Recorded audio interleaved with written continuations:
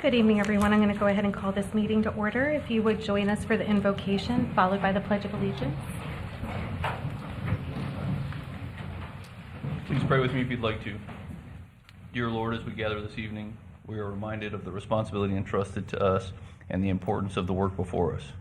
It's a privilege to serve this community and take part in decisions that shape the future. Lord, grant us steady judgment, open minds, and the spirit of cooperation. Guide our decisions to be thoughtful, respectful, and productive. May our decisions reflect wisdom, fairness, and a shared commitment for greater good for this community. Lord, thank you for the privilege of public service and for this community we are proud to call home. In your name we pray, amen. Amen. I pledge allegiance to the flag of the United States of America and to the republic for which it stands, one nation, under God, indivisible, with liberty and justice for all.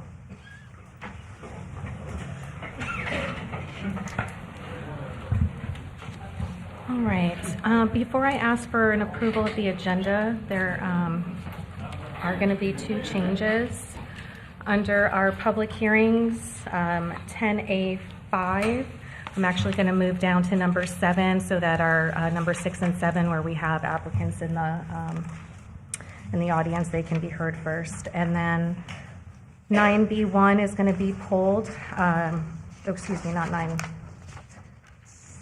Where did it go? Sorry, 9B2 is going to be pulled. And we'll see that most likely on the next meeting. And with that, if there's no other changes, I'll accept a motion for approval. Motion for approval. Second. Motion is second. All in favor? Aye. Any opposed? Motion carries. Mr. Landry? Yes, thank you, Madam Chair, Commissioners. It was brought to my attention late yesterday evening that Commissioner Townsend wouldn't be able to make the meeting this evening and possibly the next 1 or 2 meetings for a medical issue. So, if you could just keep her in your prayers and things of that nature, and she'll update us as she finds out more information and can get back into the game. Yes, absolutely. Well, definitely thoughts and prayers are with her. And with that, presentation was pulled, so we'll go into public comment. Anyone wishing to address the board? Good evening. Good evening.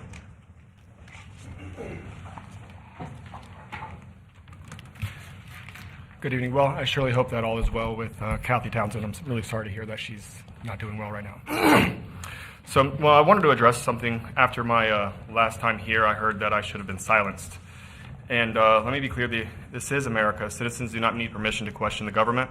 I'm not here to make accusations of bribery, corruption, or illegal conduct. I'm here to speak about responsibility, because this board is making decisions every day that directly affect this community.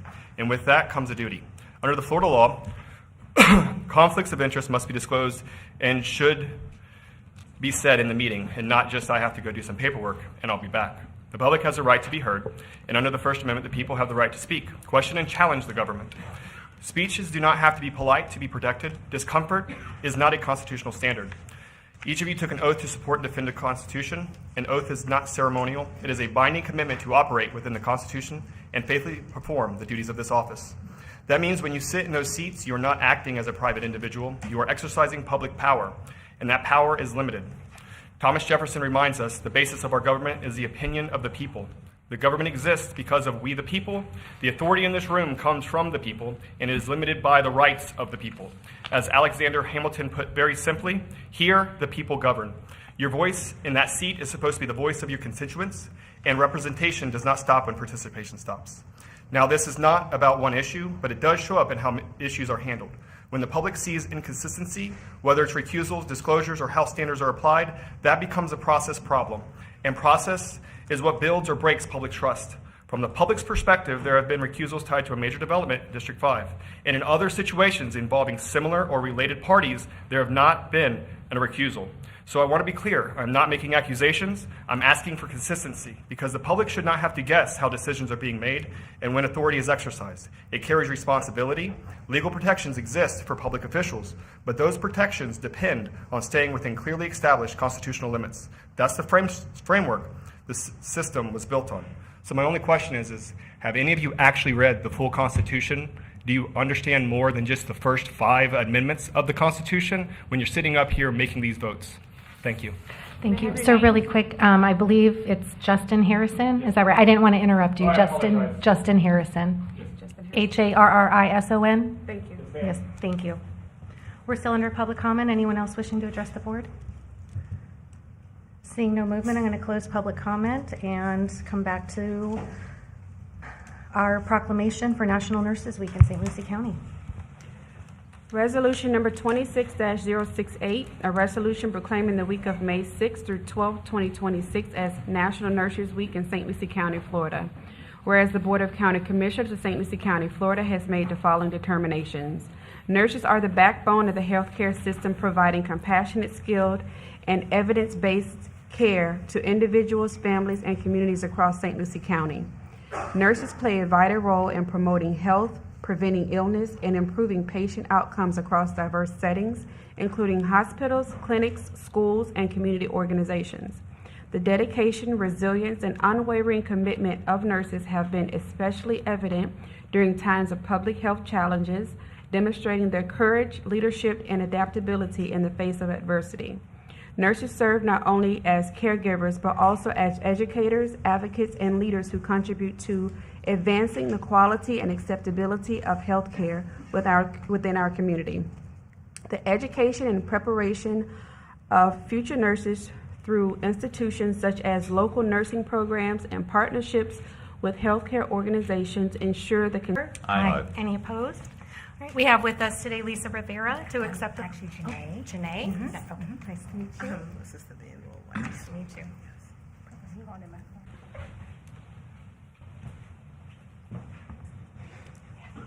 Looks good. Looks good.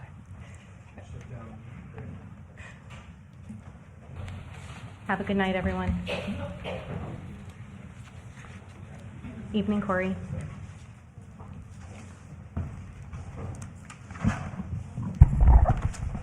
Good evening, Madam Chair, members of the board. Corey Benton, Planning and Zoning Manager, for the record. Thank you for the opportunity to present the set of public hearing items here, and I'll explain kind of the organization and best approach and staff's hopes of being as efficient as possible. But before I dive in, I did want to When the applicant indicated that she wanted to swear everyone in, are we going to start with this item or?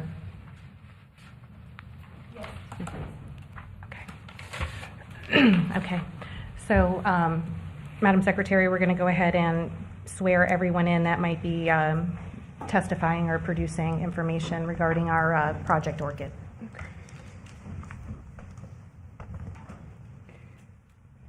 Anyone who would like to give testimony today, please raise your right hand to be sworn in. Do you swear or affirm that the evidence you're about to give will be the truth, the whole truth, and nothing but the truth? do. Thank you. Thank you. All right, floor is yours, Corey. Thank you. Thank you again, Madam Chair. So the presentation before you will cover agenda items 10A1, 10A2, 10A3, and 11A1. We'll provide some highlights as to the organization and the order before you. So the first item is a comprehensive plan future land use map amendment. This is a legislative item with a proposal to create a 20.85 acre sub area of the county's Lucie Rock mixed use activity area within the comprehensive plan. Additionally, we had mailed notice to owners of property within 500 feet and a display ad in the local newspaper. The applicant did hold a community participation meeting as required under the terms of the code Wednesday, March 25th, out at the Sunshine Kitchen. It was attended by members of the public, a county commissioner, and interested parties. Here's an aerial map indicating the primary site location, which is just over 73 acres in size. There's some additional properties that are covered within the development agreement and would contribute to some of the interim construction activities and potentially on-site fill and grading immediately to the north, which we'll highlight soon. Again, the location north of the county's correctional facility, the north end of Rock Road, north category as molded into our comprehensive plan, providing for a variety of industrial and other non-residential uses as presented here. The western portion and half being within the medium intensity district and the eastern half being in the high intensity area. And at that time, the land use amendment included those lands to the north. There's one component, our MXD categories often have sub-area policies that are unique to approach future development, whether it's under the existing zoning designations or through a plan development. At this time, the comprehensive plan provides the provision that the height of all buildings and structures shall not be more than 60 feet on height. And of course, that's the subject of the proposed future land use map amendment that would specifically apply to 20.85 acres of the land as shaded and hashed here on this exhibit, allowing for the opportunity to pursue buildings and development up to 80 feet in height, where consistent with the underlying zoning and approved as part of a site plan or design review. This is considered a small-scale map amendment affecting less than 50 acres of land. Coupled with that, we have the existing zoning map of the property, with the western half being within our industrial light zoning district, the eastern half within our industrial heavy, lands to the north in both the industrial heavy and industrial extraction zoning districts. Further across road and canal rights of way to the west, we have the former Sunnyland Farms PUD that has an expired development plan, but has petitioned for reactivating that development to the west. To the south, across drainage canals and road rights of way, we have the county's correctional facility in our institutional zoning district, amongst other lands in a residential area. To the east, also industrial extraction. In the southeast, in our industrial heavy, and further southeast toward the intersection, we have undeveloped things up to 80 feet in height. Of course, depiction of the 20.25 acres, not pushing westerly toward the entire outward boundaries or perimeter to allow for any step downs should this project not proceed in the future. There are some safeguards built in. So the site before you has an extensive history. Back in September of 2013, the Board of County Commissioners approved the site plan and associated development agreement to facilitate build out of what's called the St. Lucie Commerce Center. That site plan and associated development agreement has remained active. Initially, it had a 10-year period through a state emergency order declaration and the afforded extension of that development order. Both remain active, the development agreement through 20. We have that overall site plan before you, proposing up to 1.4 million square feet of facility, vertically integrated operations for manufacturing of high-end windows, launching with access Rock Road to the east with 2 secure gated access facilities, employee parking oriented around a 2-story office on the east side, and then the overall manufacturing facility toward the central portion of the property and stormwater area, serving additionally as buffering on the west side adjacent to those rights of way. And we'll highlight and overlay onto this development plan the various petitions. So the 20.85 acres of land that's affected under the proposed future land use map amendment is displayed on screen in red. Again, the goal behind that to provide height relief above the 60-foot cap in this particular area. Because the manufacturing operations, sorting, storage, and the warehouse distribution component are intended to be entirely within a building, a structure, concealed, to be able to control airflow, cleanliness, you name it, in that atmosphere within a building, to dampen noise, dust, odor, anything like that. So this facility intending to be modernized and preventing some of those externalities, but needing that additional height and operational space to facilitate their complete operations. The rezoning area is overlaid in black here, 20.25 acres, allowing for within that area in overlapping in red up to 80 feet, and the area outside of red up to what would be the 60 feet, the underlying remaining limitation outside of the newly proposed sub-area of the MXD. Then toward the northeast, the conditional use permit area, the proposed aluminum foundry, which serves to launch the manufacturing process in the vertically integrated operations. Again, situated internal to the overall industrial area, far from any property zoned residential or planned unit development, intending to be within that secure, linked building design. You can see from the site plan the loading and delivery bays being on the east side of the structure, keeping any of that reverse backup movements of vehicles on the east side of the building to dampen any noise. And then, of course, how the building wraps around, that's intended to dampen and avoid any noise traveling to the south toward the correctional facility. Here's a color rendering provided by the applicant, presenting their goals at complete development of this predominantly one-phase complex. The site plan provides for dedication of right-of-way, improvements to roadways, and will certainly highlight some of those offered enhancements to pursue support for their overall operations. But of course, the Development Review Committee considering it to ensure that it meets the minimum standards or exceeds those standards as depicted in the county's Land Development Code and Comprehensive Plan. Here's simply a zoom in on the foundry location, which is subject to the third public hearing this evening, the conditional use permit. As highlighted, they provided a preliminary floor plan and the goal height of that portion of the complex at 60 feet. See the various entrances and the ability to move goods, products through the building, limiting some of the outdoor movements. So transportation impacts. Those were key facets of the active development agreement, as well as review of projects of this scale.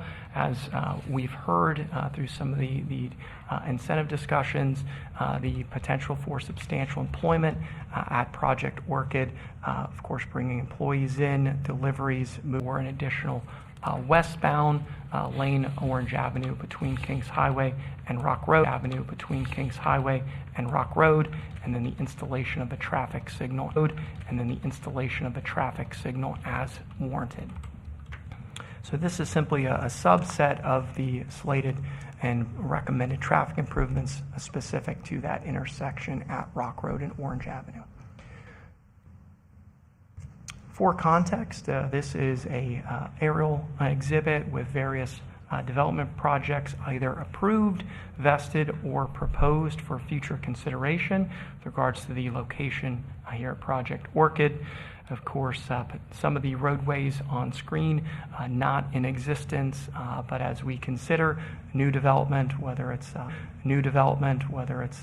non-residential, driving jobs and employment, county planning, engineering staff collaborating with the Transportation Planning Organization and FDOT are examining ways to move people about safely and efficiently to make sure that folks can live, work, and play in our community successfully. The Planning and Zoning Commission held hearings on the first three items before you this evening. the future land use map amendment, the rezoning, and the conditional use permit. After holding individual public hearings, question and answer, the commission did offer unanimous recommendations for each item. As noted in the staff report on screen, there was dialogue and recommendations to both county staff and the applicant to collaborate during the construction phase, should the project be approved. The construction phase extends out 18 to 24 months. Of course, a development of this scale would, working collaboratively to explore ways to move construction-related traffic through the intersection at Rock Road and Orange Avenue in an efficient manner, potentially avoiding peak hours when folks are heading to work or school, and then being able to collaborate and provide feedback and refinements of some of those operations as needed to ensure safe and pain-free endeavor as possible. Of course, for full operations, we have a schedule of slated roadway improvement committee collaborated with intricate detail and with our findings as presented in the staff report, the consistency with the applicable standard of review, county's comprehensive plan, and of course the economic development potential. Staff is recommending that the Board of County Commissioners for 10A1 evaluate the proposed future land use map amendment for the 20.85 acres and approve it. For agenda item 10A2, and Madam Chair, maybe I can stop and we can hold individual public hearings, or I continue on with these recommendation slides. Your call. Let's go ahead and finish with the recommendations. Fantastic, thank you. For item 10A2, the rezoning, staff is recommending approval for the 20.25 acres. That, of course, is a quasi-judicial matter. For the conditional use permit covering the proposed foundry at 76,000 square feet, just above, recommendation of approval, including the following conditions, is integrated in the site plan.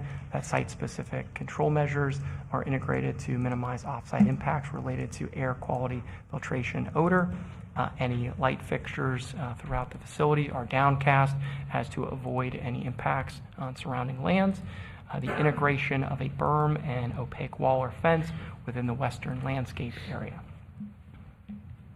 And last but not least, for this set, which this presentation does not include the amendment to the St. Lucie Commerce Center Development Agreement, recommendation on the major site plan that the board evaluate the standards of review, but approve with conditions as drafted in Resolution 2026-84, as may be amended and superseded by the associated development agreement adjustment that's planned for review at first reading this evening.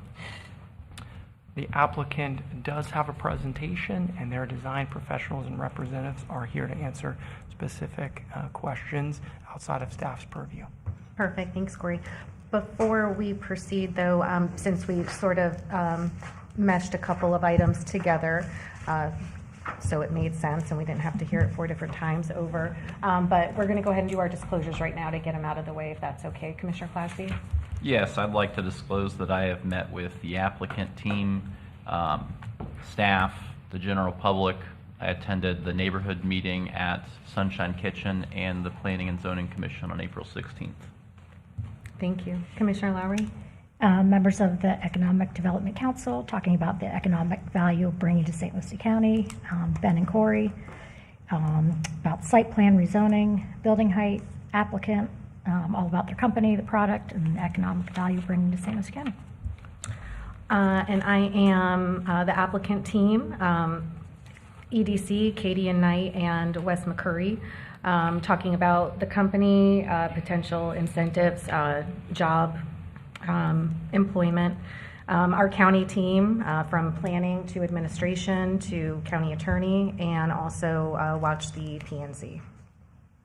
And I've spoken to staff, Corey and Ben, the county attorney, and the applicant, and some people in the Economic Development Council, Andrea Zambano, Janine Valentine, Andrew Zanini, Ted Elan, this name I can't pronounce, Yaquin Virgo, Patty Tobin, Cade Knight from EDC, and Wes McCurry. All right, thank you. And with that, would the applicant like to come up? And I apologize for messing those names up. We appreciate it. Good evening. I'm Kristen Spake. I'm the attorney for the applicant, Foundry Commercial Developer LLC. Thank you. And just to make sure I don't have to get up and do this 4 times, or I will if I need to, are we opening 4 hearings currently?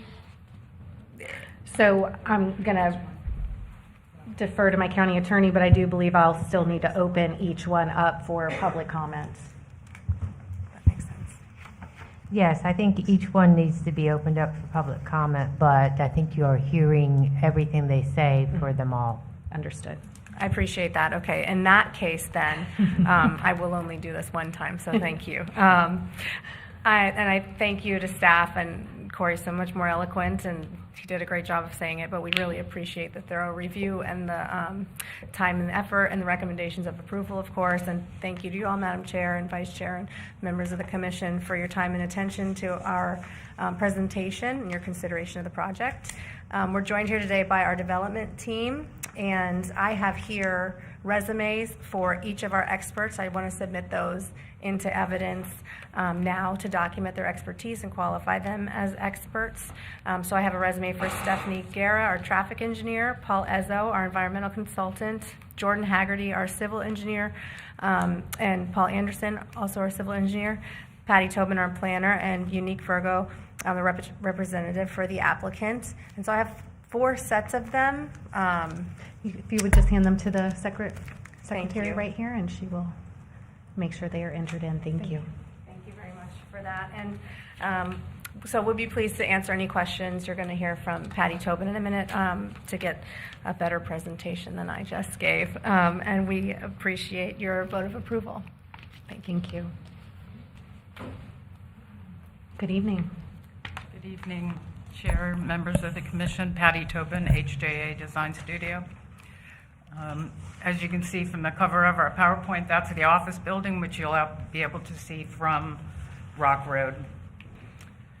This is our project team. They're in the audience to answer any questions. I'd like to reiterate what Corey mentioned, and that's we wouldn't have gotten this far without the loyalty, dedication, and cooperation of the staff. There's no question about that. I'm going to go through this quickly because we've done a lot of duplication. We've got a 72-acre site, former grove. This shows our plan, trying to protect the adjacent residential to the west is our intent. I think what's important is that this area was selected by a company that has its headquarters in Miami, and it's designing this facility to serve its customer in the southeast. It's a modern, fully enclosed manufacturing operation using advanced technology. And as Corey mentioned, it's 1.4 million square feet, fully integrated. The 2-story office building is about 27,000 square feet. Corey mentioned the traffic and the improvements we're going to be making.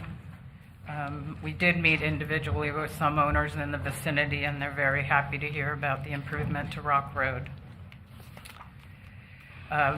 Planning and Zoning Board did bring up am I going backwards?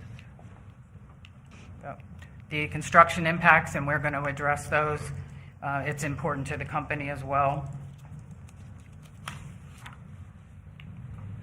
As has been mentioned, there's 1,000 jobs paying over minimum county wages, and it's a $53 million annual payroll and over $1 million in ad valorem taxes. Our community outreach, we did meet individually with some owners, and then we had our community meeting. The company selected St. Lucie County. Part of its competition was because of the availability of the industrially zoned land, access to workforce and training programs, strong infrastructure and utilities, proximity to their major markets, and a supportive economic development environment. As Corey mentioned, the reason for the comp plan amendment is to allow for portions of the building to go beyond the 60 feet.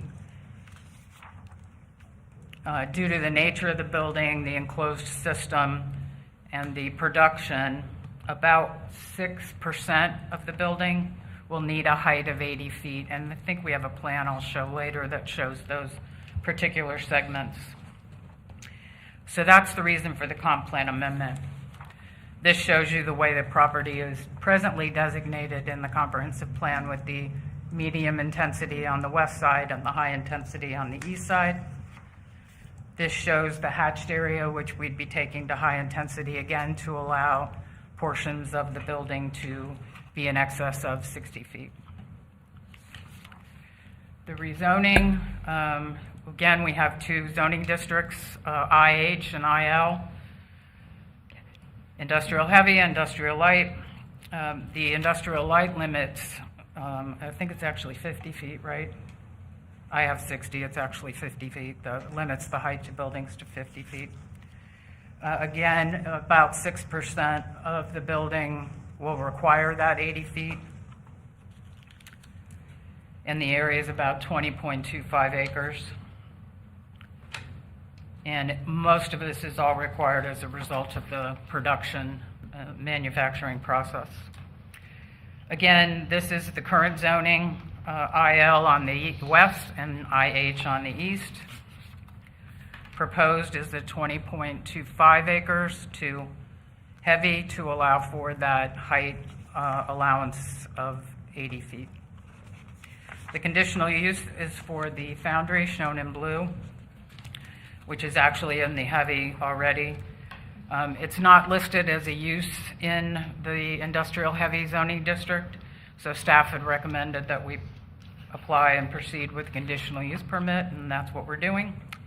The foundry is about 5.5% of the building, and that's the furnace. This conditional use permit, as well as other operations, are going to require an air permit from the U.S. Environmental Protection Agency in conjunction and coordination with the Florida Department of Environmental Protection. The permit will address the quality, the air quality of the furnace, as well as the paint component of the manufacturing process. Once the permit is issued, it will require annual testing and semi-annual reporting.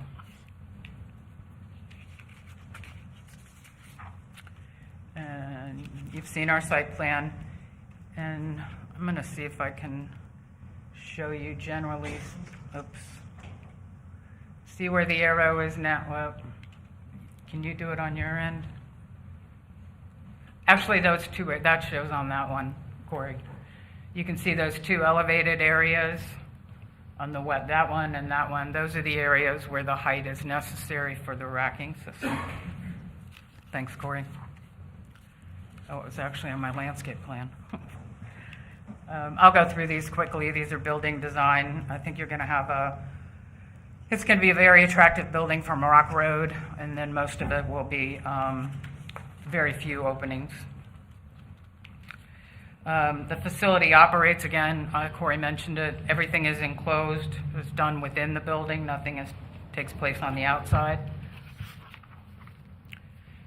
We'll meet all the environmental protection requirements, and our utilities are water and sewer from FPUA and electric from Florida Power. What this facility doesn't include is any outdoor manufacturing and no exposed production areas and no noticeable odors and no visible emissions. I'm here to answer any questions as well as our team, and again, I can't thank the county staff enough for how cooperative and encouraging this process has been for a great project for St. Lucie County. Thank you, thank you. Questions? Madam Commissioner Chair, Lee? what are the hours of operation? Initially, it's going to be, Good afternoon, Commissioners. My name is Unique Virgo with Foundry Commercial. So the first year, they're going to start with one shift, so that will be 8 hours, and then as they ramp up to increase the employees to 1,000, it will be running 24/7s. Very good, thank you. About year 5. Yeah, year 5. Good. That was all I Okay. had. Madam Chair? Commissioner Clausby? The traffic counts reflect a 24-hour operation? Yes. Okay. I've looked into this project a tremendous amount. I've been to numerous meetings about it. I'm in support of it.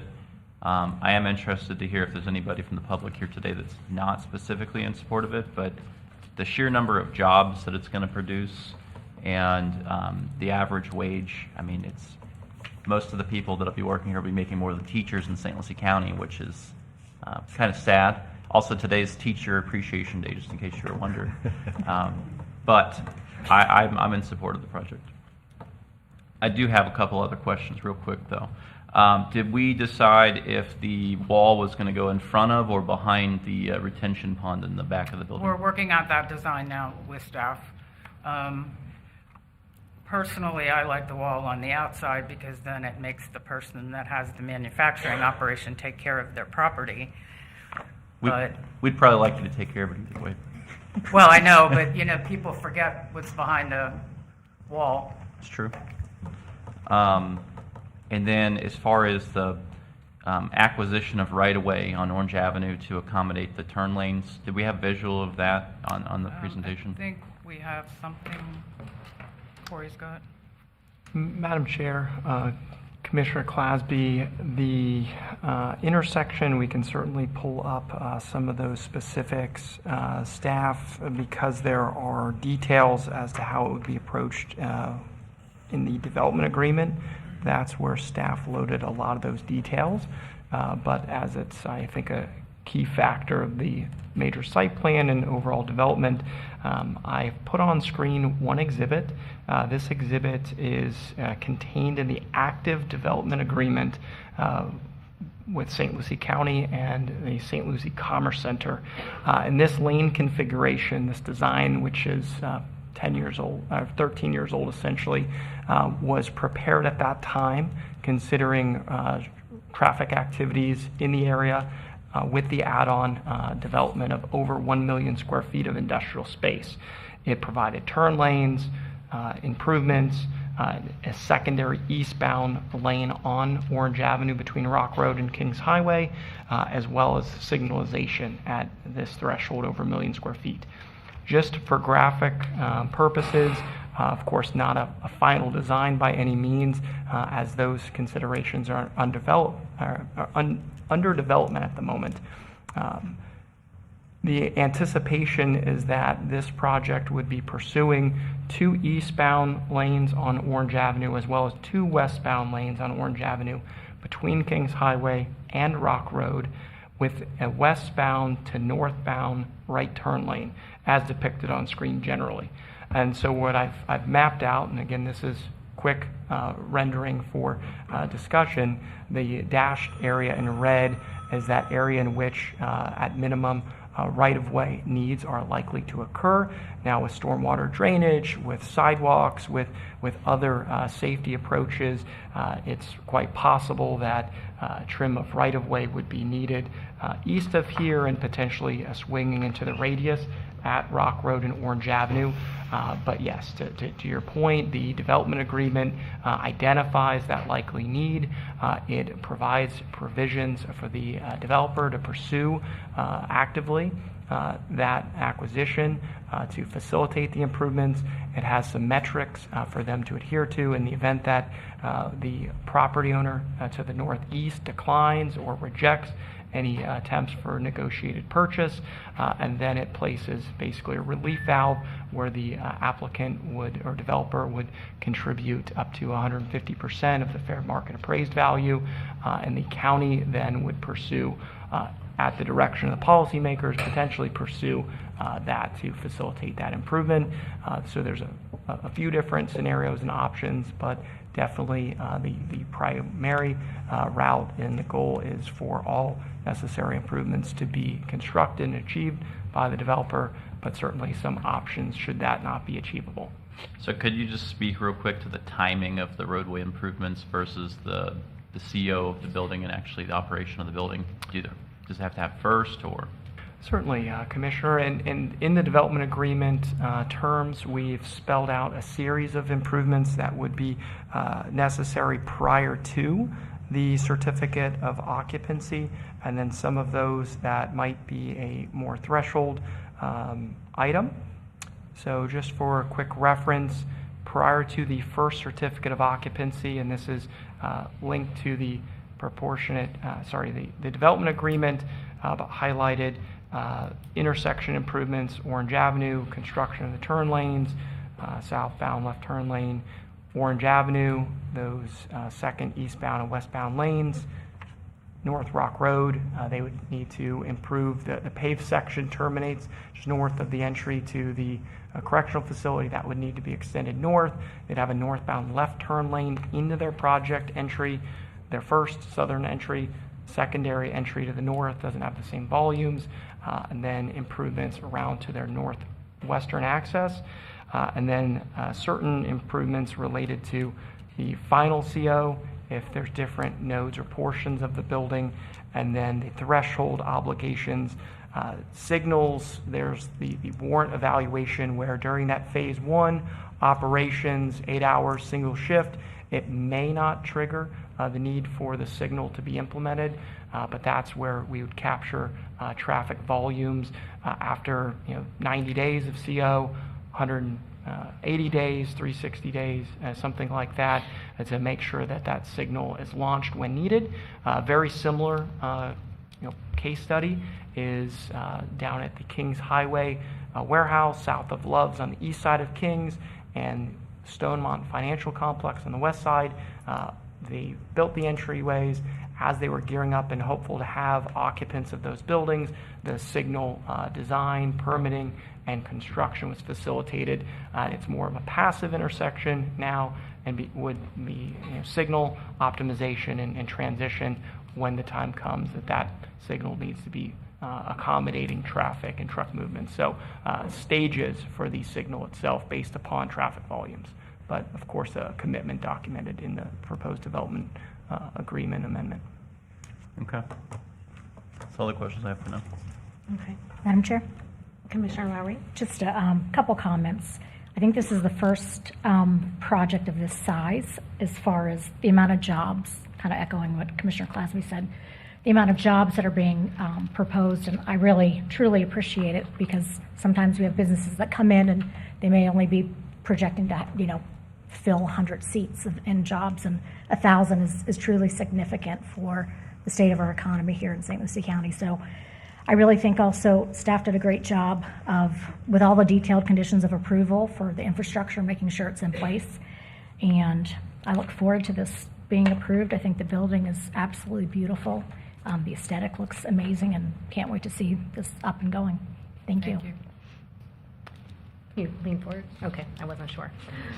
So with that, I'm going to go ahead. I do also have some questions, comments, but I'm going to hold mine until we have the public come up. So this is a public hearing. Anyone wishing to address the board on this item?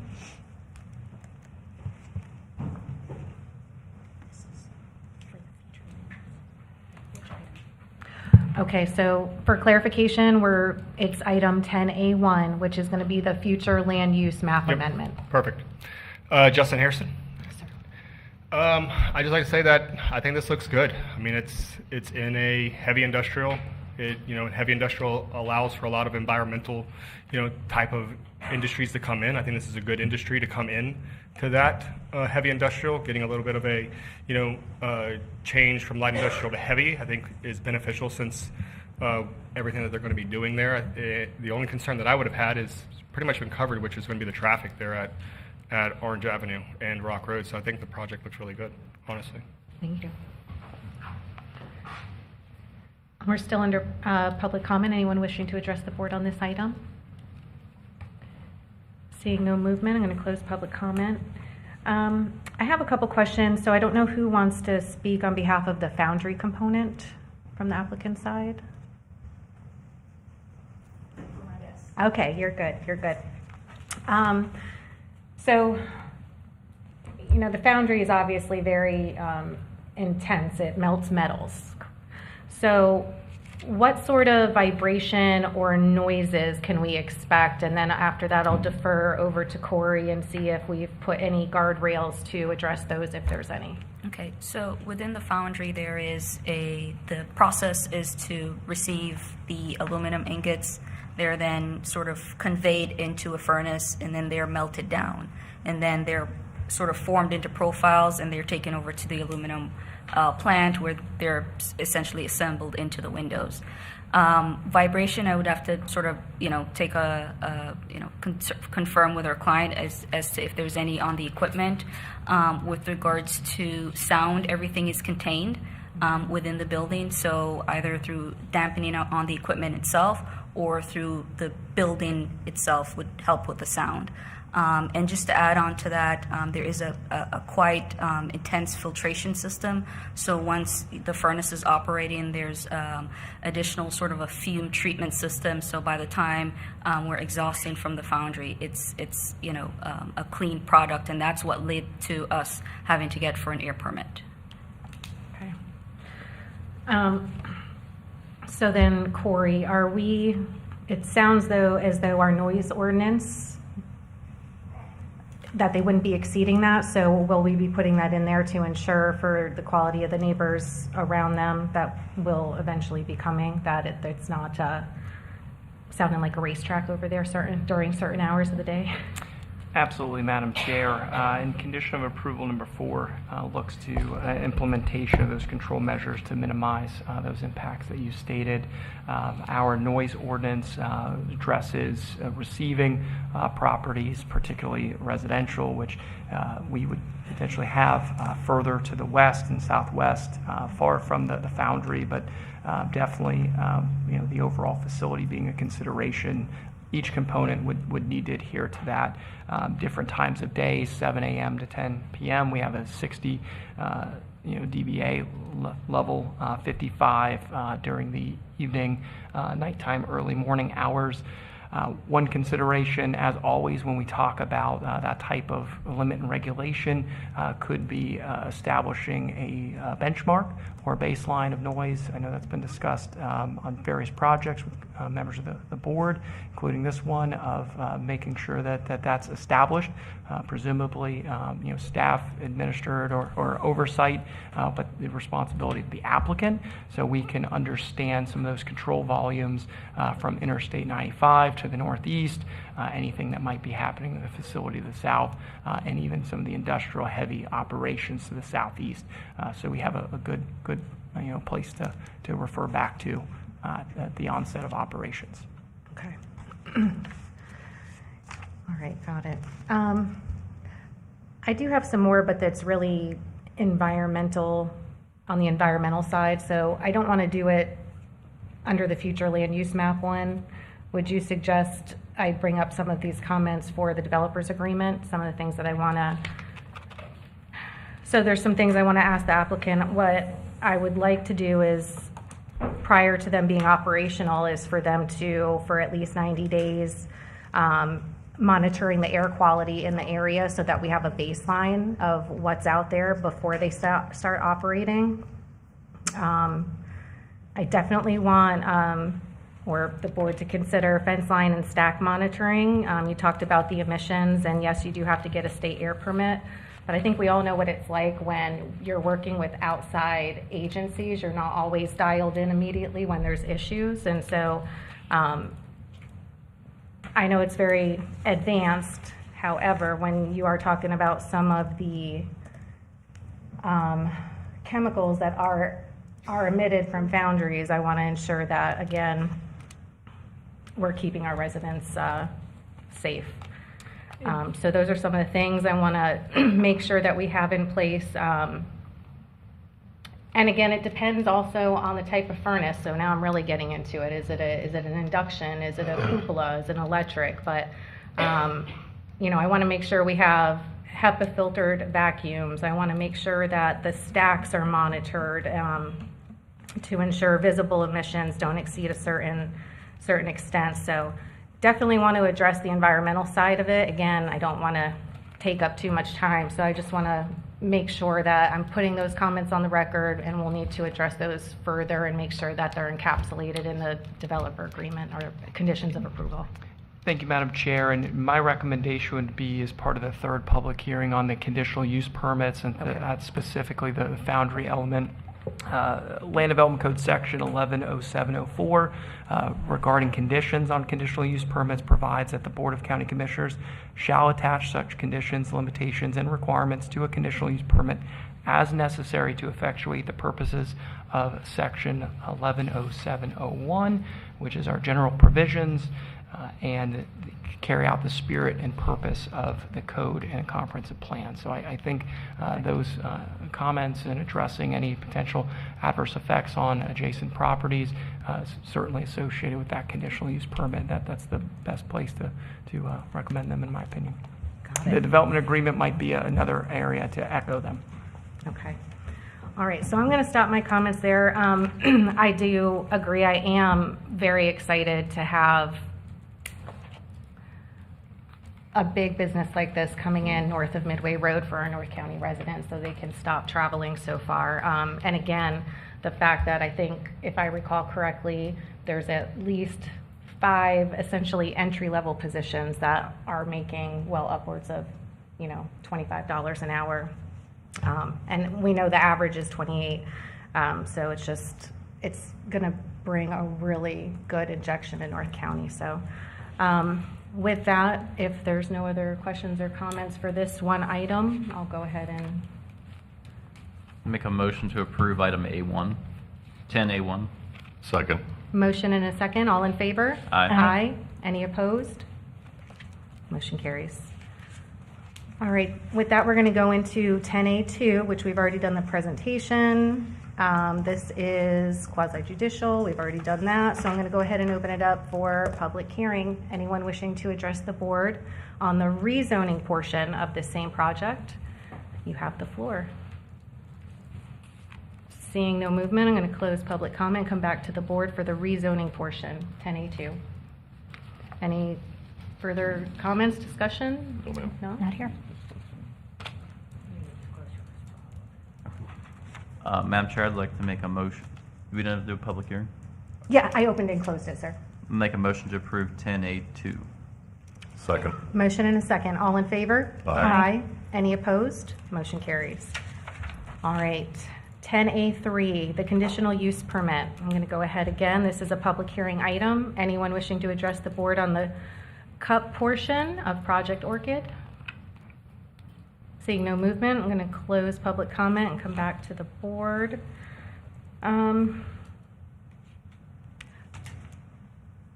Corey Yes, Madam Chair. and or board, since there's quite a few. And again, it's just from a safety standpoint and wanting to make sure that there's public transparency and reporting and accountability and ensuring we know there's a problem if a problem pops up. What is going to be the best way to sort of encapsulate some of the items I've mentioned in whoever makes a motion?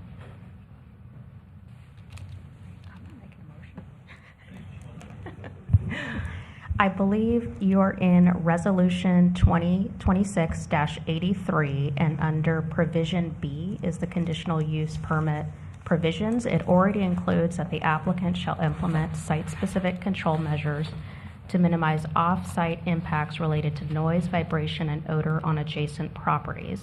I assume you would want to add something of that they would obtain the appropriate EPA and DEP permits, provide monitoring reports.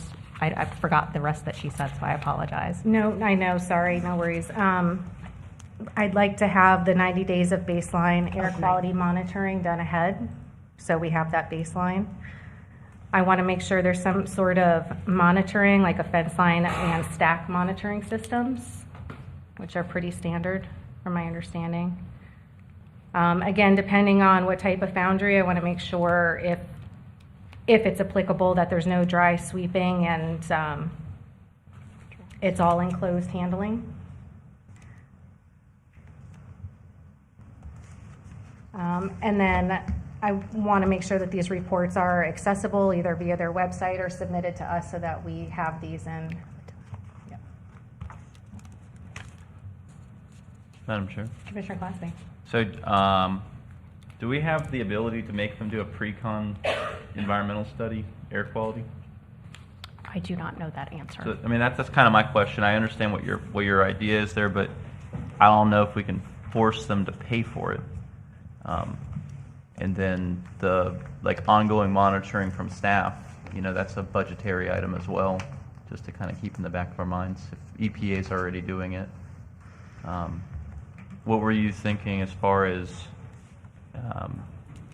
whenever you said the study? Were you thinking that they were going Not to a initiate study, it? 90 days. So most foundries, so pretty much what I've asked for is what most conditional uses, what I found across are pretty standard for air quality emissions and things of that nature. So it would just be, really they should already be doing monitoring. So the monitoring would be done starting 90 days prior to create a baseline.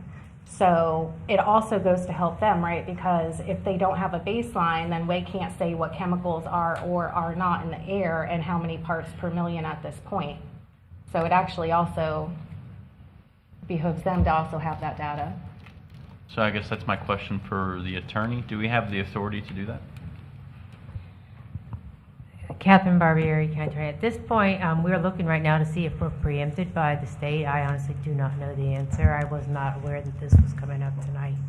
And if they want to agree to it, obviously, then there's no problem. But if they're, and I see they're getting up, if they're not agreeing, then we would need time to research.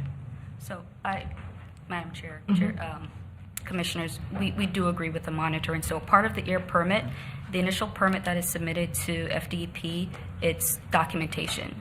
That's our initial permit for us to start construction. There's a second permit before we can even open and start operations. We need to get all the equipment in, start everything up, and then FDP comes in, we test everything, and we set a threshold.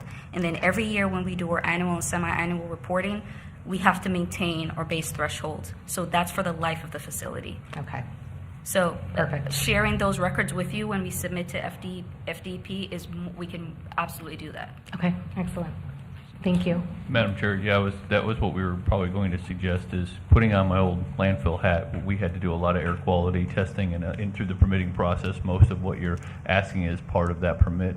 But I would maybe make the condition that when they submit their reports in that they have to provide a copy to us and send them in every time that they do it. And I imagine in the beginning it may be very much like quarterly, it could be monthly, and then after a period of time, DEP will relax it and have it go to like a annual or semi-annual. But whatever the requirements are that they have to do by DEP, we'd maybe suggest that they copy us on that information and the results and the feedback back from DEP. Okay. All right. Thank you. I appreciate it. Madam Chair.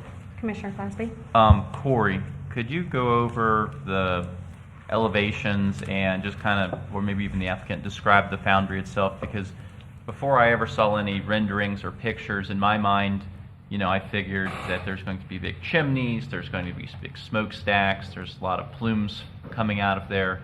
However, whenever I went and talked with you guys, it didn't end up being that at all. So could you go over how the exhaust works?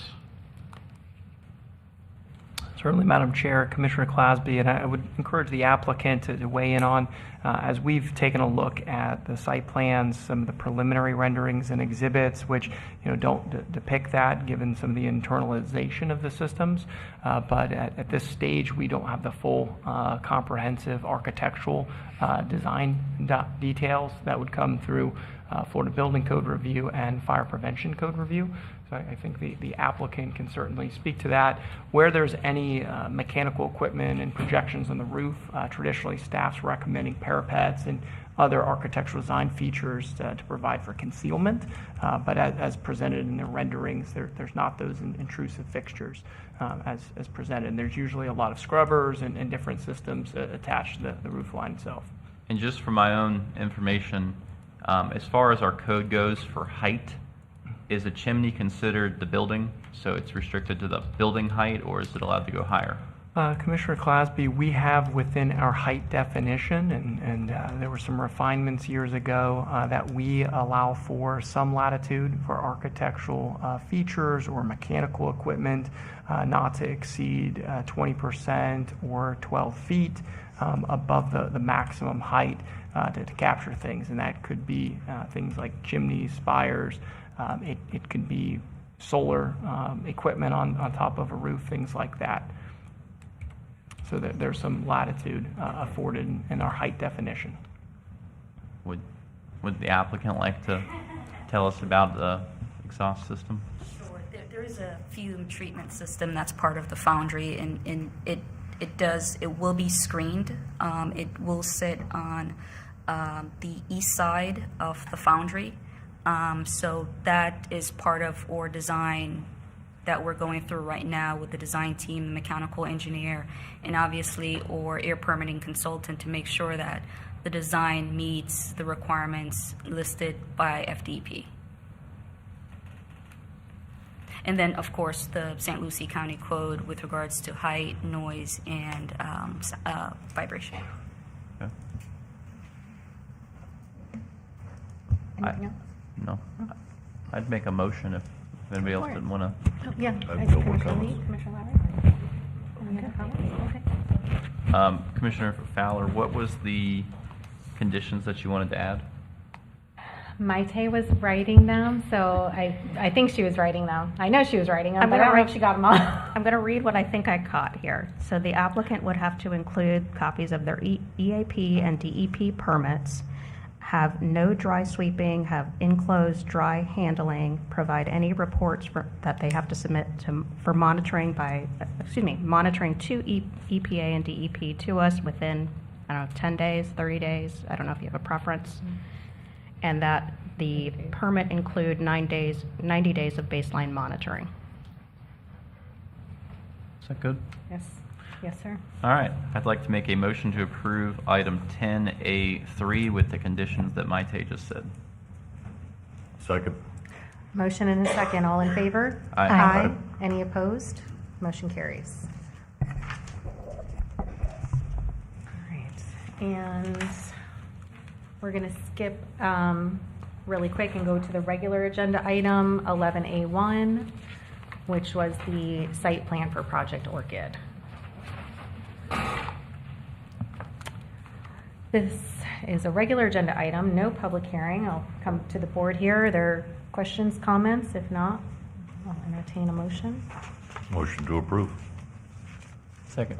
We have a motion and a second. All in favor? Aye. Any opposed? Motion carries. All right.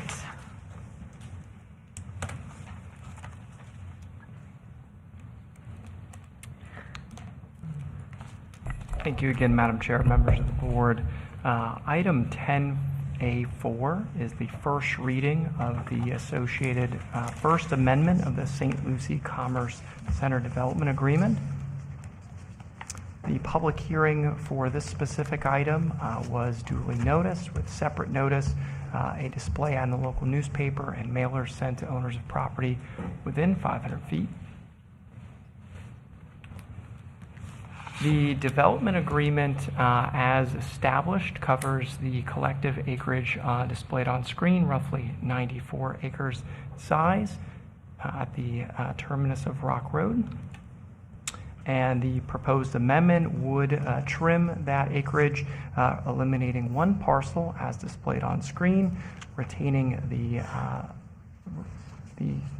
balance acreage to be acquired as part of the Project Orchid development. And as was previously mentioned, the parcel on the north side of the access road potentially contributing to temporary construction laydown areas, stormwater, as well as some fill and movement of material to the site. Here's an aerial exhibit with great knowledge of what's surrounding the site. Again, the active development agreement is linked to the previous site plan for the St. Lucie Commerce Center, and we're looking for it to be adapted to the Project Orchid development plan schedule. The current development agreement has key facets as displayed on screen, approved back in September of 2013, covering over 94 acres with an initial term of 10 years. It's extended to November of 2027 via action at the state level. uses linked to the industrial light and industrial heavy zoning districts, with intensity and the future land use category associated with the Lucie Rock MXD, those medium and high intensity areas that we discussed.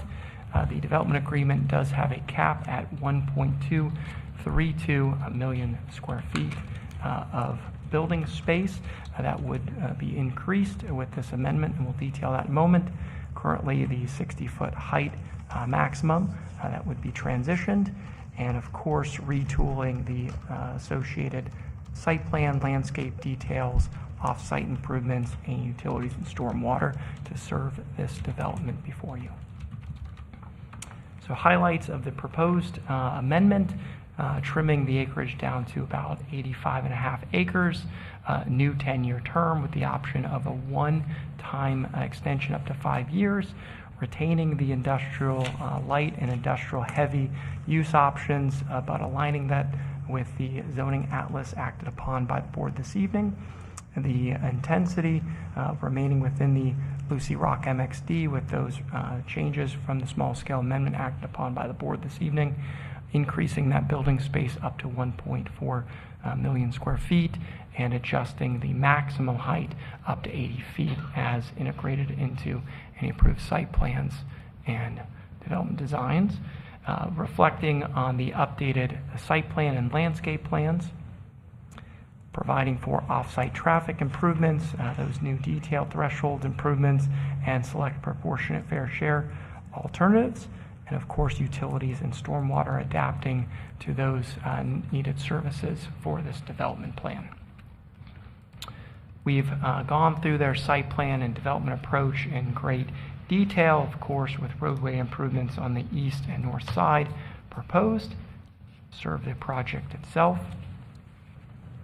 Those amendments and conditional use permit, which are molded into the development agreement adjustment. And then the transportation improvements, which we touched on this evening during the preceding items, but key provisions providing that the development agrees to make the following contributions toward off-site transportation or traffic improvements and their associated support stormwater facilities by either 1, constructing said improvements, or 2, providing proportionate share payment to the county for the purposes of such improvements at the election of the county, except where subject to the developer's best efforts within the time frame set forth. And best efforts, what are those and how would that transpire? We've acknowledged in the amendment that public right-of-way acquisition will be required to facilitate the permitting and construction of the roadway and traffic improvements described in detail and their associated support stormwater facilities. The developer is to lead the right-of-way acquisition effort, initiating and documenting the formal acquisition proposal with details set forth.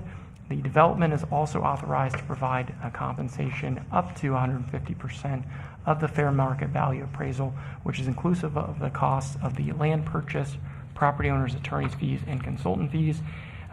Should the pursuit of the acquisition be unsuccessful, and then it provides, if the development, of course, is not successful, obtaining the right-of-way, the option to provide the proportionate share contribution for those improvements.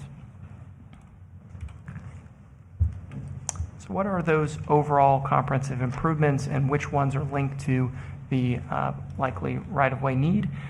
This is the broad spectrum of improvements that we discussed. Turn lanes at the intersection of Orange Avenue and Rock Road, inclusive of a traffic signal when the official warrant is authorized by the Florida Department of Transportation or the county.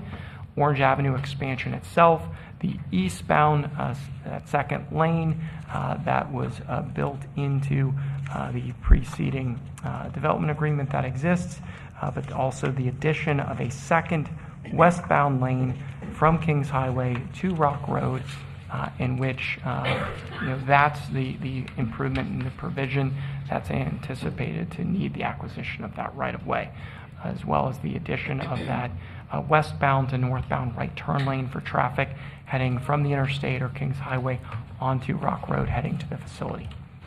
The various improvements related to Rock Road itself widening, paving, and improvements at the project access.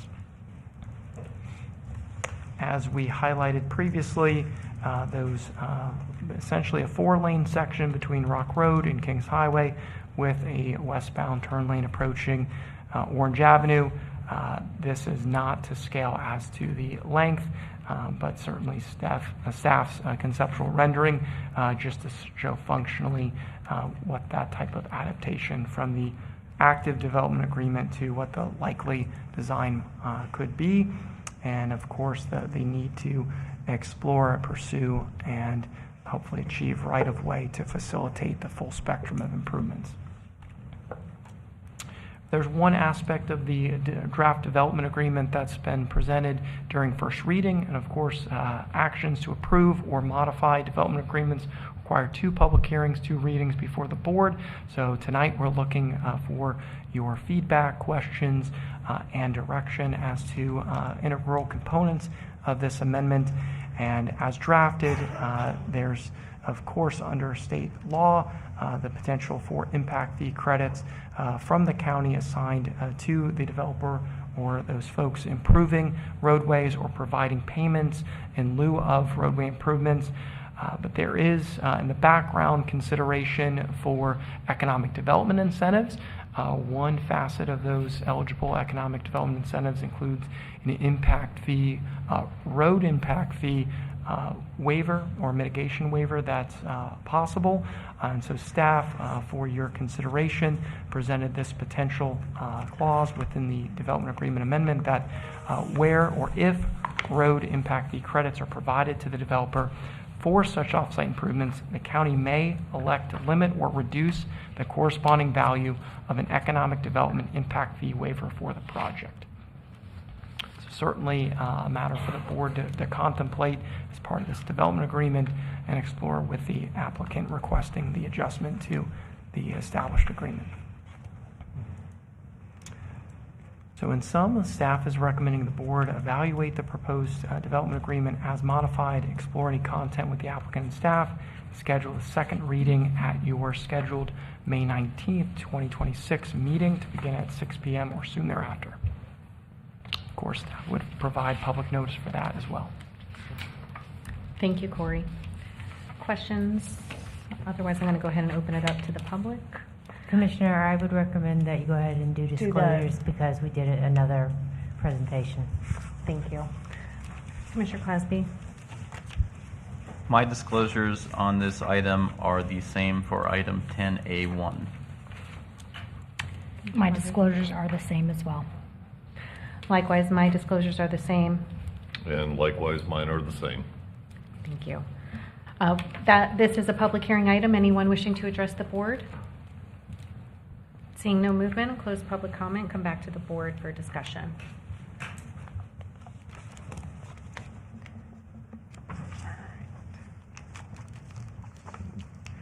No discussion? I have no discussion. No discussion, okay.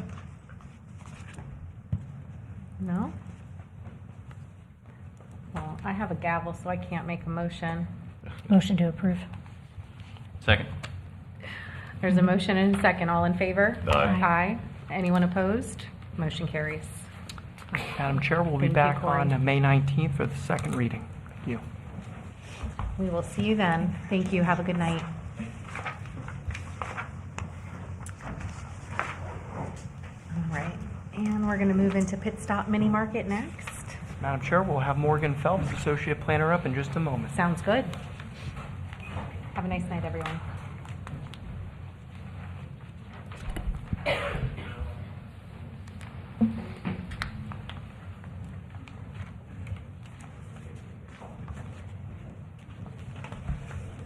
I'll make note while Morgan's joining us, she is a newer member of the team, but months fly by quite quickly.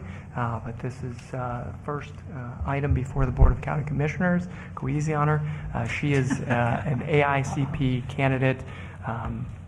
She has her master's degree and is a great contributor to our team. We're looking forward to more presentations from her to the board. Nice to meet you, Morgan. Welcome aboard. Well, with an intro like that, I better not mess this up, huh? No pressure. None at all. Just again, for the record, my name is Morgan Phelps. I'm an associate planner with the Planning Division, and I am presenting item 10A6. This is the Pit Stop Mini Market conditional use permit to sell packaged beer and wine for off-site consumption in the commercial neighborhood zoning district. This is the public notice that we put out for this meeting. We had our ad run in the mail on May 5th. No, April 22nd. Sorry. And we sent out mailers on April 23rd. We also updated the sign after the April 17th P&Z meeting to include today's date for the meeting of May 5th, 2026. And this is the site that we are looking at. This is a 4,481 square foot commercial suite within this set of suites.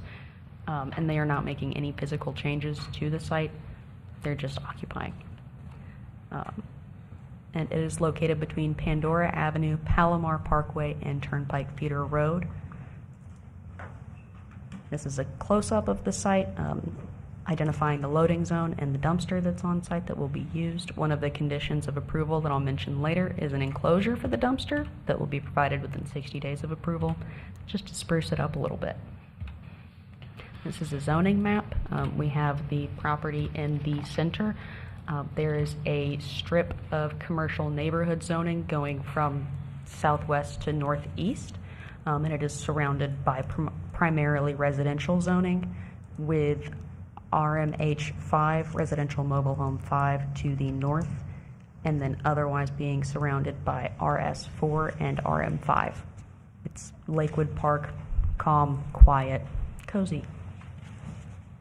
And this is the mail-out response radius. We just sent it out 500 feet. It was a total of 43 mailers that were sent to the 43 property owners, and we did not receive any responses either in favor or against, though I do believe now is the appropriate time to mention that we did hold a neighborhood meeting for this project on March 27th. It was a Friday night at 6 p.m., what everybody wants to be doing on a Friday night. And Mr. Fagan had 20 people there that were adamantly in favor of this project. They were all singing his praises about how he's an outstanding pillar of the community. So our recommendation at this time is that this be that this be approved. It does generally conform to the standards of review set forth in the Land Development Code, Section 110703, and it is consistent with the goals, objectives, and policies of the comprehensive plan. And we're recommending that the board approve it, subject to the following conditions, of which there are 7.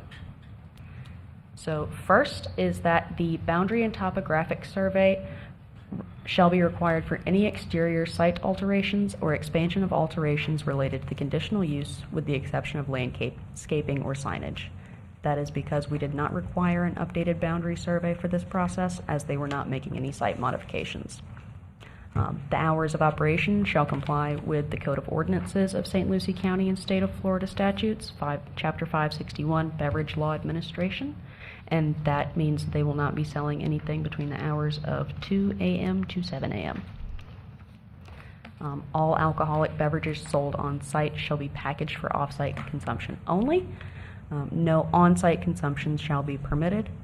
The Pit Stop Mini Market, Inc. shall implement procedures to ensure that no alcohol is sold to persons under 21, including employee training and ID verification policies.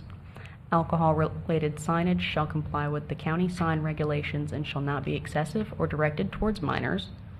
The applicant shall obtain and maintain a valid license from the Florida Division of Alcoholic Beverages and Tobacco prior to commencing alcohol sales. And finally, within 60 days of approval, an enclosure and screening shall be provided for the dumpsters on site. And with that, I bring you to the planning and zoning recommendation. We met on April 16th, and it was voted unanimously to be approved. And that's all I have. All right, thank you. Great job. Commissioner Lee, this is quasi-judicial. Can I have you start with disclosures? Staff. I also was staff. Staff Ben and Corey. I've spoke with staff. I also attended the April 16th Planning and Zoning Commission meeting, and I've also spoken with Gabe Atkinson, who told me that many people in the community support this. Awesome. All right, with that, this is a public hearing item, so I'm going to open it up to the public. If there's anyone wishing to address the board. I saw excitement. Come on. No, you don't want to come up and share it with us? No. Good evening. How y'all doing? Justin Harrison again. So the pit stop used to be, the locals used to call it the Blue Store. They've been forced out and had to move next door. I'm there all the time. Everybody in the community is ready for the beer to come back so Billy can sell it to them. Tired of going somewhere else, so I say there's no reason not to approve them. Thank you. All right, we're still under public comment. Seeing no movement, I'm going to close public comment and come back to the board. Questions, comments, or is there a motion? Madam Chair. Commissioner Clasby. Quick question. Do we know what the hours of operation are of the business? I do believe that it is from 7 a.m. to 11:30 p.m., though the applicant is here to confirm. Did I get that right? In the meantime, I'd like to make a note that they were previously across Palomar Parkway for 13 years with no code violations. I meant to mention that earlier.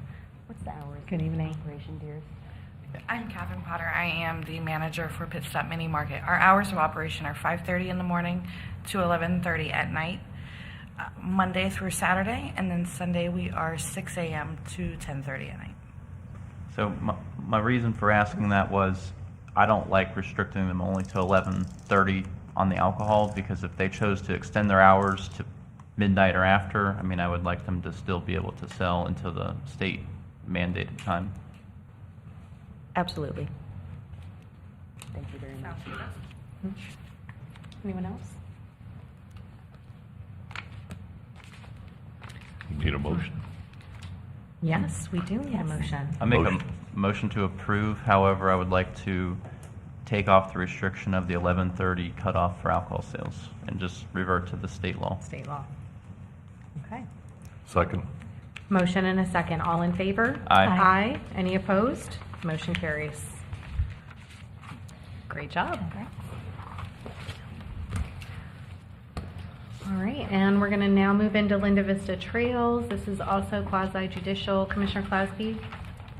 I have spoken with staff on this one. Staff talked about splitting the lots and the road that's nearby.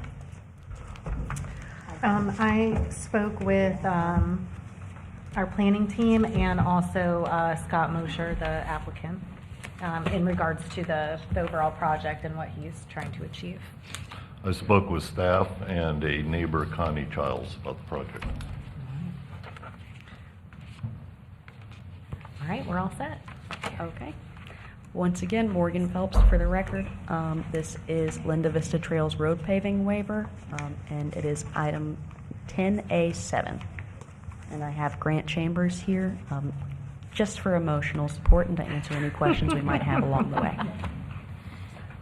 Emotional support engineer. So bonus, she's funny. Yeah, I like it. So this is the public notice that we provided. We sent these out. The mailer was sent out on April 22nd, and the ad was published on April 24th. Provided ample time for anybody to come back with any responses. We had one person reach out, and they were just wondering why the road was being paved and if they would have to pay for it. And I was able to resolve that very quickly. So no objections or in favor. This is a map of the site. It is bookended between South 21st Street and Linda Vista Avenue, and directly to the north, approximately 900 feet to the north, is Edwards Road. And this is the zoning map. It is entirely RS4 with that one piece of RM5 down to the south. And this is the proposed site plan for splitting. It would be split into 5 so that there would be the existing home still accessing Linda Vista to the east with 2 units added accessing Linda Vista, and then 2 added accessing South 21st Street on the west. So it's dividing that traffic so as to not put all 5 onto one or the other. And all of these lots are going to meet the 8,000 square foot minimum with a little bit of change, and they will be connected to central water and sewer.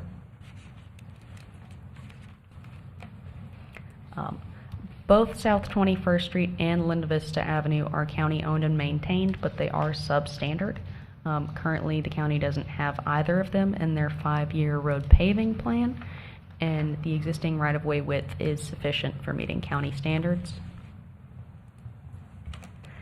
I did take a field trip out there last week, took some pictures, drove on the road, and I can say that while it is moderately skinny, that is more than appropriate for the quiet residential streets that they are. There were no noticeable cracks or potholes or things that I had to swerve around. So it was overall a nice and pleasant street. And that was for 21st Street. This is for Linda Vista. They're both of that nice quality. And this is the road paving waiver criteria. This specifically applies for criteria number 1 to this situation, but I'll read them all for you.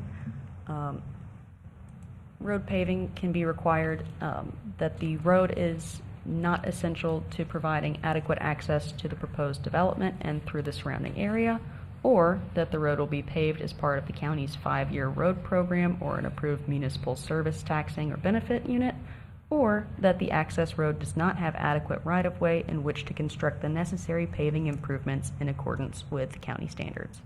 So we're falling under criteria number 1. No additional paving is required in order to sufficiently access the sites.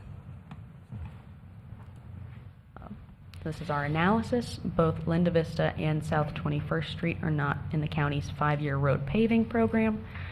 Linda Vista Avenue and South 21st Street are county owned and maintained but substandard, and the existing right-of-way is sufficient. And the board may consider whether the road paving is essential to provide adequate access to the proposed development or replatting of the lots. Staff recommends that the board approve the road paving waiver.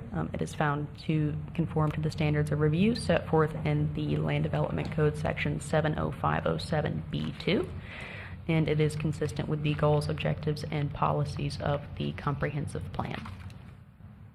And it has a few conditions of approval. It has no conditions of approval.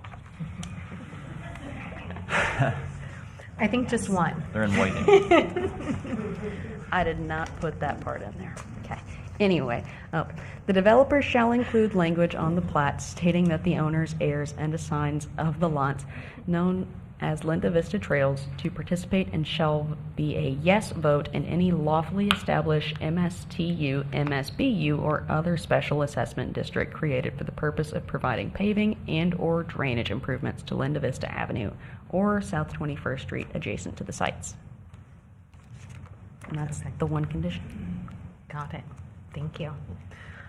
All right, this is a public hearing item. Anyone wishing to address the board on this item? Good evening. How are you doing? Splendid.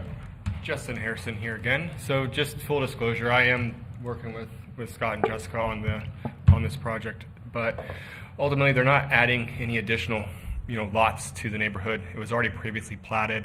It's just where her dad ended up building the house back many years ago, didn't think about the future and how that was going to be split up later, right? So you're not really adding any additional traffic onto the road than what was already previously approved.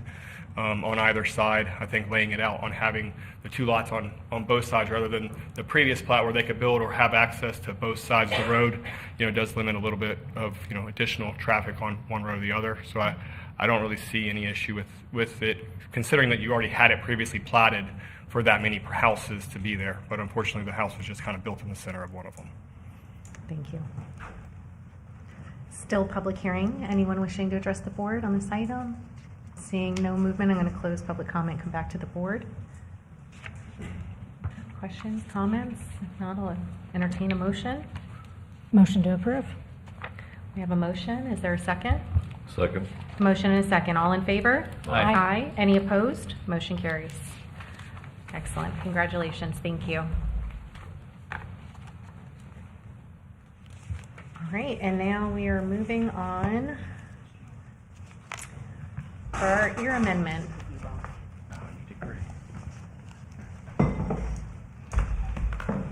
Good evening, Ben. Good evening. Again, good evening, Chair Fowler and Commissioners. Ben Balser, Planning and Development Services Director. For the record, tonight I'm presenting item 10A5, which is the adoption hearing for the county's comprehensive plan evaluation and appraisal review. It's also known as the ear-based amendments. As a reminder, these amendments are required by the state every 7 years and ensure that our comprehensive plan reflects the current conditions and plans for at least 10 years into the future. Our last ear update was in 2018, so this round includes new census data, new population projections, and adjustments for applicable state law changes. Tonight's adoption hearing is a continuation of last year's September 2nd public hearing, where we reviewed the entire comprehensive plan to consider transmittal to the state. At that meeting, the board voted to transmit the amendments to the state, who have since reviewed the amendments and provided written comments and objections that need to be addressed before the board takes action on the adoption. The State Land Planning Agency, Florida Commerce, identified 5 policies that are considered more restrictive or burdensome than the currently adopted comprehensive plan. This stems from the 2025 statutory changes limiting local governments from adopting land use regulations that are more restrictive or burdensome than those in place prior to August 2024. Staff monitored this legislative session for clarifications. However, no changes were adopted, and as a result, we have revised the amendments to address the state's concerns. As we went over in the transmittal hearing, our comprehensive plan includes 10 elements that the state requires, as well as 4 optional local elements. Based on the comments from the state, we have made additional amendments to 5 of the required elements. Those include the future land use element, transportation element, infrastructure element, the coastal management element, and the capital improvements element. All the changes since the transmittal hearing are included in the agenda materials, and they're highlighted in yellow and in strike-through and underline format, so it's easy for the public and the board to view those within the agenda. I'll walk through all of the changes briefly. First, the state identified 3 policies within the future land use element as more restrictive or burdensome that needed to be reverted back to the current adopted policy before the board acts on the adoption. The first 2 policies are related to 1.1.1.2a and 1.1.1.2b, which describes the county's Ag 5 and Ag 2.5 land use designation. In that case, staff in the transmittal package changed the highlighted word should to shall with regards to the need for development activity unrelated to crop production in excess of 200 acres to identify appropriate funding mechanisms to operate and maintain infrastructure. While the county's land development regulations already require infrastructure to be in place concurrent with development, the state interpreted the change from should to shall as more restrictive.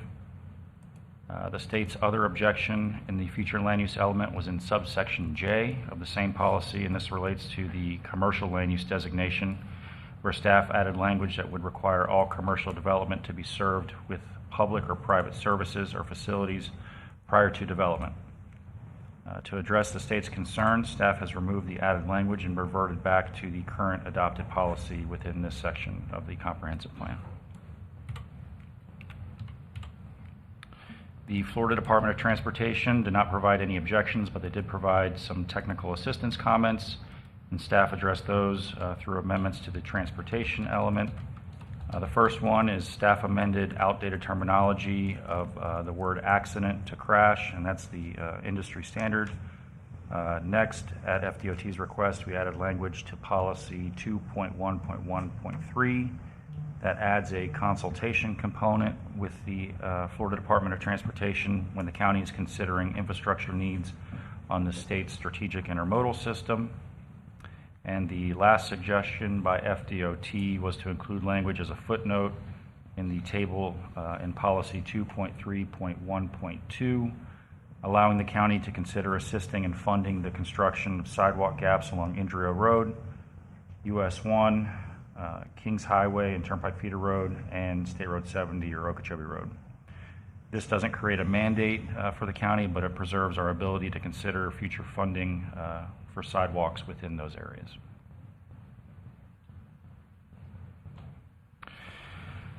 Florida Commerce also identified updates to level of service standards in the infrastructure element as more restrictive. While these standards reflect current utility planning documents, the state considers them more restrictive when incorporated into the comprehensive plan. To address this, we reverted to the existing adopted standards and will revisit these updates through future comprehensive plan amendments. The Department of Environmental Protection provided a technical assistance comment related to policy 4.D.1.5.3, where they requested adding a deadline to adopt language required by section 163.3177, subsection 6C, that requires all local governments containing developments of more than 50 residential lots with a density of more than 1 septic system per acre to consider the feasibility of providing sanitary sewer services within a 10-year planning horizon. In order to comply with FDEP's comment, staff added the deadline of December 28th to update the comprehensive plan in order to comply with that state statute. The next addition to the coastal management element was an error where I omitted the word county in policy 5.1.4.13.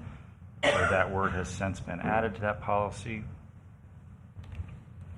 And similar to the level of service standards reverting in the infrastructure element, the table within policy 9.1.1.12 of the capital improvements element has been changed to reflect the outdated level of service standards for FPUA's potable water and our solid waste generation rates. Based on the technical review comments from the South Florida Water Management District, the list of potable water and sanitary sewer projects have been updated to include several of the recent or soon to be undertaken infrastructure improvement projects by the county. And those you'll see listed within the table that's highlighted in yellow. The CIP table was also updated to reflect the Phase 5 expansion project at the county's landfill, which was omitted in the transmittal. And also the future land use element, which contains a series of maps. Those maps have since been updated to reflect the most current available data since they had changed from the transmittal hearing. And based on these revisions, staff recommends approval of the EAR-based amendments as presented to ensure compliance with state law and allow the county to move forward with the updated comprehensive plan. And I'm available for any questions that you may have. All right, thank you. This is actually also a public hearing item, so anyone wishing to address the board on this item? Seeing no movement, come back to the board. Any questions, comments? Motion, Commissioner Klasky? You know, it's kind of unfortunate that Senate Bill 180 exists because the changes that we're being required to make from shall to should, I mean, it's kind of ridiculous. I do have a lot of ideas once it expires as far as different things that we could do as a county. Could you remind us what that date is again that it expires? Commissioner Klasby, Chair Fowler, that is October 2027. Okay. And then I wanted something else added to the EAR amendments, except I told Ben in order to make sure our comp plan doesn't expire and we get everything done on time, I won't ask it to be done at this time. However, I would like to talk about it really quick. The portion of the code that requires RE zoned areas to go to PUD after 8 units is something that's been discussed specifically at a previous Planning and Zoning Commission meeting. It's something that I've heard developers use as an excuse that they have to go to PUD, that they cannot develop under AR1, AG1, acre lots. They have to go to a PUD. So I'd like to give them that ability to go ahead and develop under their existing zoning and not be an impediment to it. So perhaps after this is approved, or however the action's taken on it, we as a board could ask them to go ahead and bring that forward to us afterwards. Because in my opinion, and I think in some of my talks with administration, it doesn't sound like that would be more burdensome or restrictive. So aside from that, I'd like to make a motion to approve this item. And I'll second. Second, yeah. Motion and a second. All in favor? Aye. Any opposed? Motion carries. Thank you. Thank you, Ben. All right, and County Attorney. Catherine Barbieri, County Attorney, Chair, Commissioners. This is just correcting an error, Scrivener's error. So ordinance 26-011 is correcting a Scrivener's errors in ordinance 26004. On March 17th, the board adopted 26004, which was scheduled a referendum on November 3rd to allow the electors to consider continuing levying the 0.5% infrastructure surtax. Unfortunately, in the ordinance that was there prior to this one, it's been on the books for quite a while, there was unclear language in section 42-253 which appeared to exclude prepaid calling arrangements, which are required by Florida statute to have that tax applied to them. This error, this language was pointed out to us by the Department of Revenue and asked us to fix it. We are bringing it forward. They have approved the language that's in the ordinance that we have there that just says that we'll comply with the Florida statutes on where the tax is applied rather than trying to be more specific. They've approved that and we are asking for approval. All right. This is also a public hearing item. Anyone wishing to address the board? Seeing no movement, come back to the board. Is there a motion? Motion to approve. Second. Motion and a second. All in favor? Aye. Aye. Any opposed? Motion carries. We already did our regular agenda item, so that brings us down to commissioner comments. Commissioner Lee, anything? I do. Regarding Commissioner Claspy's last comment on the PUDs, I would happen to agree with him. I would love to see some changes in that. I've been speaking with staff. The town, countries, and villages sides that we have going on the Indian Road area. Justin had mentioned how it doesn't match the name, and if you start looking at some of the communities in our area, PGA, where I live in Sandpiper, we have everything in those communities. We have large, expensive homes. We have townhouses. We have condos. We have the whole array of living quarters there, and I'd like to see more of those units come. And the only way that I know to do it is obviously we need to talk about it a little bit, but start lessening some of the sidewalks and curbs on incentivizing larger lots.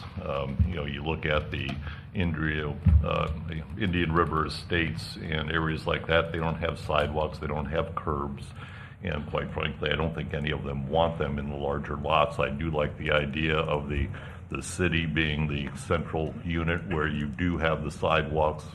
Anyway, I would like to see more comments and discussions on that and how we can change the PUD or go down your route to make the developers look at making more areas like that.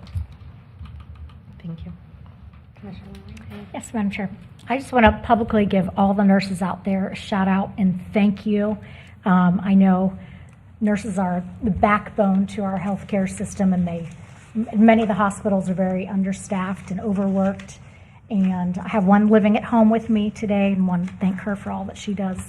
And also honoring our firefighters, I think, this week. So I've got one of those at home as well. So thank you, nurses, firefighters, teachers, everyone that makes St. Lucie County a better place to live. Madam Chair. Commissioner Claspy.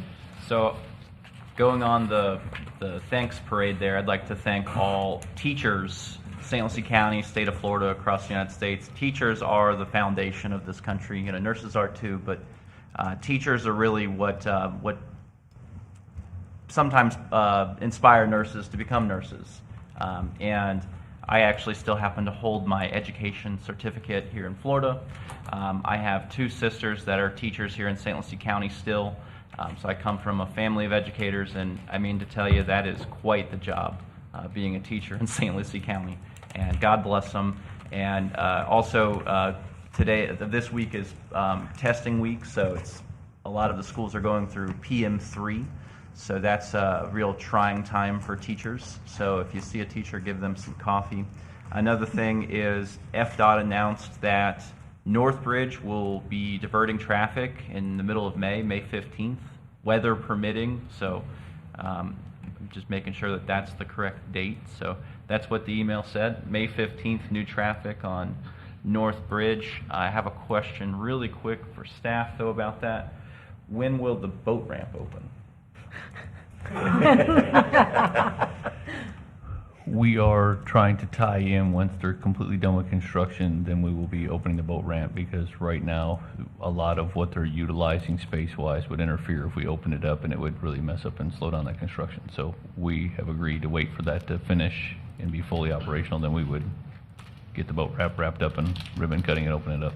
Okay, and so that, just for that point, I've had a lot of questions asked about that of me, and that makes sense because while the traffic will be diverted, the old bridge still has to be demolished. I'm sure they need a laydown area and different things for that portion. So if memory serves me correctly, 2027 is when construction should be completed? That is what FDOT tentatively said, and we're hoping that they stick to their schedule. Okay. So hopefully we get to open up the North Bridge Causeway boat ramp prior to the new one on Taylor Creek. That's all my comments. All right. And so I just have a few as well. This month is Mental Health Awareness Month, and 3 of us are wearing gray. Sorry, Commissioner Lee. So wear gray in honor of Mental Health Awareness Month. Tomorrow's reminder is also the Employee Recognition Picnic, so hope to see you down there for some hot dogs and prize giveaways. And to just piggyback off your comment about once we can do some changes to SB 180, because Commissioner Lee will recall, we started this conversation, but I would love us to take a look at what we allow for open space. Like, if they're already required by law for stormwater and things of that nature currently, obviously under our code, that counts as open space. And at one point we had a informal, and Yes. there probably just wasn't consensus, but I really would love this board to take a look back at that when we're able to. And that's it. One more thing, I would be remiss to not go ahead and call it out, but my executive aide, Christine, this is her 1-year anniversary working with me. Congratulations. And she came over from the property appraiser. So I'm going to tell you right now, vital asset to District 1, and the amount of phone calls that she helps me screen through and get answers to, I couldn't do it without her. Awesome. Congratulations. He's a nice guy. All right, Commissioner. See, you're going to run for commissioner one day. I'm just putting it out there. Mr. Landry, over to you, sir. Really hoping for at least 4 more minutes of comments. But unfortunately, we won't. Oh, you know what? I might have forgotten something. Wait a minute. No, go ahead. I took the under. I know. So the Board of County Commissioners will hold an informal meeting on Tuesday, May 12th, 2026 at 9 a.m. here in these commission chambers. And then the Board of County Commissioners will also hold a regular meeting on Tuesday, May 19th, 2026 at 6 p.m. here in these commission chambers located at 2300 Virginia Avenue.